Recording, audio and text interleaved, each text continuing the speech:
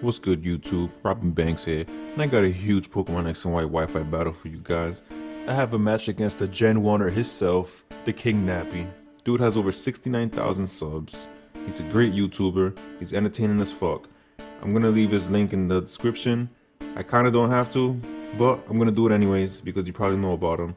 But anyways, as I'm looking at his team, it's completely standard OU, which is fine. I know I like to use UU Pokemon, but I usually have the Gliscor and the Goodra, which can, they can take hits from them, and then the rest of my Pokemon, you already know, I have sets on them that can deal with OU Pokemon. It's just the way I am. I like to use UU Pokemon, so whatever.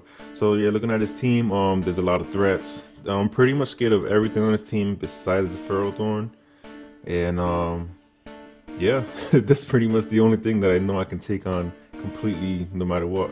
So without further ado, let's just go straight into the battle. It was a really good one. So I'm gonna start off with my Sceptile because I know no matter what, because he could have let up with so many things. He could have let up with these with the Rotom, with like he actually does here. He could have let up with the Ferrothorn. He could have let up with if he would have let up with the Talonflame, I would have just switched off into the Gliscor, so it didn't matter. So I wanted to start off with Sceptile just in case he started off with the Rotom like people usually do, which he does. And predicting the switch, I go for the sub, and then I just hit him up with that Focus Blast. And I could either tell that he didn't predict that at all, or he thought it was gonna miss. So that works out for me. He goes straight for the Stealth Rocks, and I'm just gonna go straight for the Focus Blast again, and I'm actually gonna hit it. So that's a dead Ferrothorn. Like I said in the beginning, I wasn't really fearing this thing. I had a lot of things to take it out. I had the Gliscor, I had Mega Houndoom, so I had a bunch of Pokemon I could just take it. So he's gonna go straight into his Venusaur, and I can't touch this thing at all, especially because it's gonna be a Mega Venusaur, and this thing is bulky as fuck. And this thing's gonna be a problem for sure. I don't have any flying or psychic types on here. I know I have a fire type, but it has the Dig Fat. So I'm just gonna go straight for the Giga Drain. I know it's 4 times resistant, but I'm behind the sub, so I just wanted to get some health back, some damage on it. And I didn't want to miss a Focus Blast, and I also did not want to reveal my 4th move because it could have been really important at the end of the match. But he's gonna go straight for the Sludge Bomb, get rid of my sub, and I'm just gonna switch right into my Weezing because his Venusaur can't really touch this thing besides with the Leech Seed, which I don't really care too much. That Sludge Bomb, it kind of does more than I thought it was gonna do, but it's not a big problem. I have the Black Sludge, so I get some more HP back. And he's actually gonna withdraw his Venusaur, which I kind of didn't see coming. But I'm just gonna go straight for the Will-O-Wisp because I just wanted to get a burn off on that Venusaur, but it works perfectly. And I hit off the Excadrill with the burn instead, which is perfect because Nada's crippled, and he can't even do anything with that thing anymore. So I just got rid of a threat pretty much by using that. He's gonna go straight for the Swords Dance. I guess trying to get his attack back up from the burn. I'm gonna go straight for the Flamethrower. Maybe he didn't think I had something to hit him with. Maybe that's why he tried to set up. But that does more than half, which is good because it's gonna be 2-hit KO. And he's gonna go for another Rock Slide here. And he's gonna miss. And it doesn't matter because with the burn, it would have done the most 20%. In order to kill this Weezing, you would have had to flinch me 4 times in a row. So I mean, that really didn't matter that much. I just wanted to put the calc up there just to show that even after the +2 with the Swords Dance, it didn't matter. So he's gonna go into this Rotom. I was predicting the Volt Switch, so I stayed in. But he actually goes for a Hydro Pump, and that does way too much damage. I'm gonna go straight for the Sludge Bomb because, like I said, I was predicting a switch into something. I don't know what I was predicting, but yeah, that's not gonna work out. So I'm gonna switch on my Weezing just to use it as Death Fodder later, and I'm gonna go straight to my Goodra. One of the only reasons I have the Goodra is to deal with Rotom Washes because we all know how much I hate Rotom Washes. So he's gonna go straight for the T-Bolt, and that does nothing, absolutely nothing. And he knows he can't do anything to this thing, so he's gonna go straight for the Volt Switch. I already knew he was in choice, so I wasn't scared of the trick. And he's gonna switch right into his Azumarill. And you know what? I predicted it. Go straight for the T-Bolt. He was probably predicting the Dragon Pulse, but it was too obvious for me to do that. So that's a dead Azumarill. I'm gonna hit him up with the other Thunderbolt, and I just got rid of another huge threat. Now my Houndoom could, like, that was the thing my Houndoom was fearing most besides the Rotom Wash. once I get the Rotom Wash to about half health, then my Houndoom will finally come out. But whatever. He's gonna go right into his Venusaur. I can't do anything to this thing, so I'm just gonna keep hitting it with Dragon Pulses. I get the critical hit there.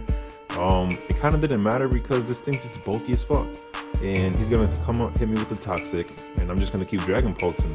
There's nothing else that my Goodra's really good for at this moment. He has the Rotom Wash, which I'm not scared of anymore because I got rid of his other threats. He got this Venusaur, and he got that Talonflame.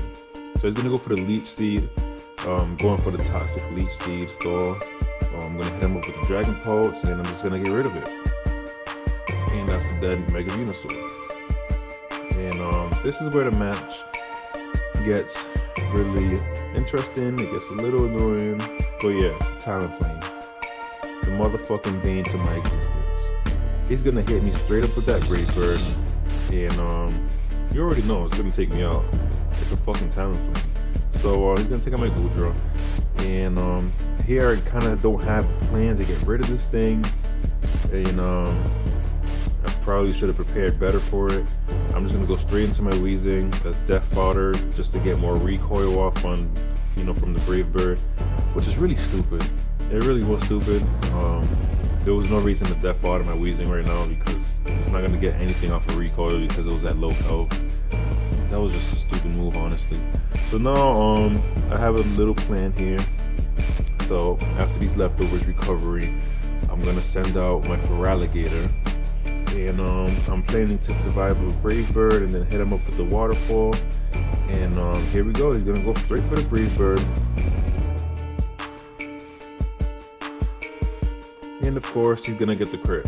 And it would have only done 58% without the crit.